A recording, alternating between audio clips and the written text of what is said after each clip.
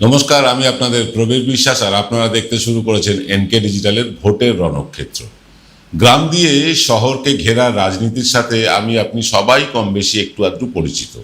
বাংলায় রাজনৈতিক পালাবদল হবে কিনা তা বুঝতে আপনাকে সেফোলজিস্ট হতে হবে না, আমাদের মতো সারা বাংলা চষে সার্ভেও করতে হবে না।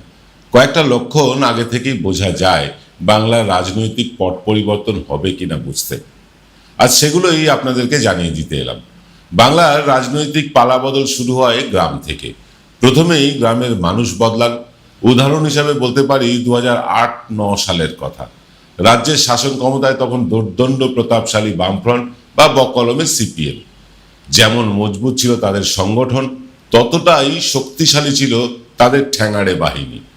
বিরোধী রাজনীতির প্রতিটি কর্মী সমর্থকদের ওপরে ছিল বাজ পাখির মতন কড়া নজর। ভাবখানা এমন ছিল, ভোটের দিন ভোট দাও এই পর্যন্ত ঠিক আছে, কিন্তু কোনো রাজনৈতিক কর্মসূচিতে অংশ নিলেই গ্রাম ছাড়া করা হবে, এক ঘরে করে দেওয়া হবে, ফসল লুট হবে, পুকুরে বিষ ঢেলে দেওয়া হবে, বাড়িতে সাদা থান পাঠিয়ে দেওয়া হবে, তার সাথে কিল, চর, রড, বাঁশের আঘাত এসব ছিল অনিবার্য। তখন মোবাইলে ক্যামেরা বা সোশ্যাল মিডিয়া না থাকার দরুন এইসব ঘটনা গ্রামের মধ্যেই চাপা পড়ে যেত, বাইরে আসতো না কোনো কিছুই। মানুষের ক্ষোভ জমছিল ধীরে ধীরে সেই সময় সিপিএম এর প্রতি। 2008-9 সাল থেকেই গ্রামের পঞ্চায়েতগুলো একটা একটা করে পরিবর্তনের ইঙ্গিত দিতে শুরু করেছিল।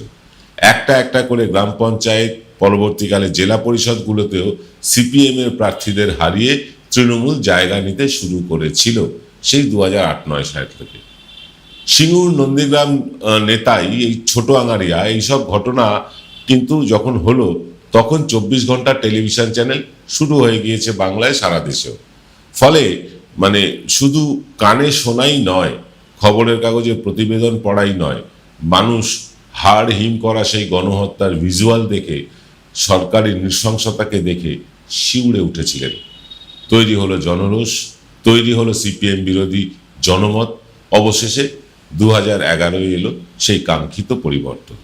2011 ভোট গণনার দিন সকাল 9টা-10টা পর্যন্ত অতি বড় তৃণমূল কংগ্রেসের সমর্থকও ভাবতে পারেননি যে দুপুর গড়াতে না গড়াতেই দুয়ারে পরিবর্তন এসে হাজির হবে। তবুও নিঃশব্দ একটা বিপ্লব ঘটে গিয়েছিল বাংলা জুড়ে, যা সিপিএম এর তাবড় তাবড় নেতৃত্ব কিন্তু সেদিন বুঝতে পারেননি। তারা ধরেই নিয়েছিলেন যে 200 পার হোক বা না হোক, অন্তত 150 আসন তারা পেয়ে অষ্টম বামফ্রন্ট সরকার গড়েই ফেলবেন। কিন্তু তা আর হয়নি। 2008 সাল থেকে এই গ্রাম বাংলার মানুষ পরিবর্তনের আভাস ইঙ্গিত দিচ্ছিলেন। এবার আসি সাম্প্রতিক প্রসঙ্গে। 2014-এ কেন্দ্রে বিজেপি সরকার ক্ষমতায় আসার পরেই বাংলাতেও বিজেপির আদি কর্মীদের বুকে বল পেতে শুরু করেন তারা। 2018-এ বাংলার পঞ্চায়েত নির্বাচনের আগে এবং পরে প্রচুর রাজনৈতিক হিংসার খবর সামনে চলে আসে। ফলে বহু তৃণমূল বিরোধী মানুষ তারা অত্যাচারের শিকার হন, আঙুল ওঠে শাসক দলের দিকে। তার ফলও হাতে নাতেই পেয়ে গিয়েছিলেন তারা। পরের বছর অর্থাৎ 2019-এ লোকসভা নির্বাচনে ব্যাপক ধাক্কা খায় তৃণমূল। বিজেপি পশ্চিমবঙ্গ থেকে 18টা সাংসদ নিয়ে লোকসভায় পা রাখে। তারপরেই হলো খেলা শুরু। গ্রাম বাংলা এবং শহুরে সিপিএম কর্মী সমর্থকদের মধ্যে একটা বড় অংশ ক্ষমতার কাছাকাছি থাকার জন্যই হোক বা পিঠ বাঁচানোর তাগিদেই হোক, কাস্তে হাতুড়ি তারা ছেড়ে তারা ভিড় করতে থাকেন পদ্মফুলে। 21-এর বিধানসভা নির্বাচনে সমস্ত সিপিএম সমর্থকদের পরিবারের কাছে গোপন বার্তা যায়, আগে রাম পরে বাম। এদিকে মুকুল রায়ের সৌজন্যে কলকাতা দিল্লির চার্টার ফ্লাইটের সংখ্যাও তখন বাড়তে থাকে হু হু করে। তৃণমূল ছেড়ে বিজেপিতে যাওয়ার একটা হিড়িক পড়ে যায় তৃণমূল নেতাদের মধ্যে। মিডিয়া আজ যেমন করছে, 2021-এও বিজেপি এলো দুয়ারে মার্কা প্রচার করেছিল ব্যাপকভাবে, আজও তাই করছে। কিন্তু বাংলার মানুষ কোনোদিনই মিডিয়ার প্রচারে কান দিয়ে ভোট দিতে যাননি। তারা সরকারি প্রকল্প পেয়েই মগ্ন। রাস্তাঘাট, জল, আলো, নিকাশির মতন ইনফ্রাস্ট্রাকচারাল বদল ততদিনে ঘটিয়ে ফেলেছেন কিন্তু মমতা ব্যানার্জির সরকার। তাই মিডিয়ার হাজারো প্রচার সত্ত্বেও বাংলার মানুষের মন গড়ল না, তারা পরিবর্তন আনলেন না বাংলায়। 2021-এ বিজেপির সবচেয়ে বড় ভুল ছিল নেতা ভাঙিয়ে যোগদান মেলা করে বঙ্গজয়ের স্বপ্ন দেখা। একজনও তৃণমূল কর্মীকে তারা ভাঙাতে চায়ওনি, সক্ষমও হয়নি, পারেওনি। যদিও এবারে তাদের ভুল, সেই ভুল কিছুটা তারা ভেঙেছে, তাদের ভুল ভেঙেছে তৃণমূলেরও। বিগত পঞ্চায়েত নির্বাচনে তৃণমূল মানে তুলনামূলকভাবে অনেক কম আক্রমণাত্মক হওয়ায় এবং নির্বাচন অনেক শান্তিপূর্ণ হওয়ায়, তুলনামূলকভাবে শান্তিপূর্ণ হওয়ায় রাজনীতির যে হিংসা প্রতিহিংসা তা ব্যাপকভাবে কমে যাওয়ার সুফল তারা তুলেছে গত লোকসভা নির্বাচনে। বিজেপিকে এক ধাক্কায় 18 থেকে নামিয়ে 12তে ঠেলে দিয়েছে তারা। বার্তাটা কিন্তু স্পষ্ট, হিংসা ছড়িয়ে বারবার পার পাওয়া যায় না। অনেক সংযত হয়েছে তৃণমূল কর্মীরাও, তার সুফলও তারা হাতে নাতে পেয়েছে। এবারে কি হবে? এবারে তৃণমূল বা বিজেপির ভবিষ্যৎ কি হতে পারে? কারণ এবারেও সেভাবে হিংসা নেই রাজ্যে। যতই মিডিয়া দেখাক রাজ্যে সর্বত্র আর্জিকর হয়ে যাচ্ছে, এরকম তো নয়। কিন্তু ভবিষ্যৎটা কি? তৃণমূলের ভবিষ্যৎ কি, বিজেপির ভবিষ্যৎ কি, বলতে আসি ছোট্ট একটা বিরতির পর। জয়গুরু রত্নভান্ডার জ্যোতিষ সীমা, এখানে গোল্ড মেডেলিস্ট জ্যোতিষী বসেন। হাই কোয়ালিটির আসল গ্রহরত্ন সবচেয়ে কম দামে এখানে পাওয়া যায়। স্থান বেলঘড়িয়া রানী পার্ক, বটতলা, 2 নম্বর রেলগেটের নিকটে। 9681345722 এবং 9007778922। Padmalaya Group, where moments are made permanent, one of the most premium and trusted real estate company of Kolkata, carrying legacies since 1982. Quality, honesty, trust. Padmalaya Group. Call 983-00-48333. Visit us www.padmalayagroup.in. ফিরে এলাম বিরতির পর। আপনারা দেখছেন NK ডিজিটালের ভোটের রণক্ষেত্র। দেখুন, প্রত্যেক দিন ইকুয়েশন বদলাচ্ছে, মানে অঙ্কটা বদলে যাচ্ছে। গতকাল যিনি এগিয়েছিলেন কোনো কেন্দ্রে, আজ তিনি পিছিয়ে পড়েছেন। গতকাল যিনি পিছিয়ে ছিলেন, আজ তিনি এগিয়ে যাচ্ছেন। এই কারণেই প্রতি সপ্তাহে আমরা আমাদের জনমত সমীক্ষাকে আপডেট করছি। প্রত্যেক সপ্তাহে কিন্তু হিসেব বদলে যাচ্ছে। আমরা এর আগে যে জনমত সমীক্ষা দেখিয়েছি তাতে তখনও সব রাজনৈতিক দল প্রার্থী ঘোষণা করেনি, এবং সবচেয়ে বড় কথা কি, এই এসআইআর এর ফলে এক্স্যাক্ট কত মানুষ কোন বিধানসভা কেন্দ্র থেকে বাদ গিয়েছেন তারও হিসেব ছিল না আমাদের কাছে, তবে ইতিমধ্যে এসে গিয়েছে। আগামী শনিবার তাই আমরা আনছি পরিমার্জিত সমীক্ষা, যেটা আপনারা গত সপ্তাহে দেখেছিলেন সেটাকেও পরিমার্জন করে একটা নতুন সমীক্ষা আনতে চলেছি আগামী শনিবার রাত 8টায়, দেখতে ভুলবেন না। যাই হোক, 2019-এ অপ্রত্যাশিত সাফল্য পেয়ে বিজেপির মাথাটাই যেন ঘুরে গিয়েছিল। বাংলার চিরাচরিত অসাম্প্রদায়িক অবস্থানকে ধরে সংগঠন গুছিয়ে নেওয়ার বদলে তাদের উগ্র হিন্দুত্বের হম্বিতম্বি করা শুরু হয়েছিল, রাজ্য কমিটি থেকে শুরু করে একেবারে বুথ স্তর পর্যন্ত। পশ্চিমবঙ্গের রাজনীতির রটুকু না বোঝা দিলীপ ঘোষের ওই মাটি নিচে পুঁতে দেব, বুক লক্ষ্য করে গুলি চালাবো, 2 কোটি মুসলমানদের তাড়িয়ে দেব, বিধবা করে দেবার মতন ঘৃণার ভাষণ কিছু বাঙালিকে অনুপ্রাণিত করলেও বাংলা কিন্তু নিজের মেয়েকেই চেয়ে বসেছে। তৃণমূলের এই প্রচারেই আস্থা রেখেছিল মানে তৎকালীন বাংলার মানুষ। ততদিনে বিজেপিতে ঢুকে পড়েছেন শুভেন্দু অধিকারী। আড়াআড়ি ভাগ হয়ে গেল রাজ্য বিজেপি। শুরু হলো আদি আর 90-এর একখানা চাপা লড়াই। গত বিধানসভা নির্বাচনে তার খেসারত দিতে হলো বঙ্গ বিজেপিকে।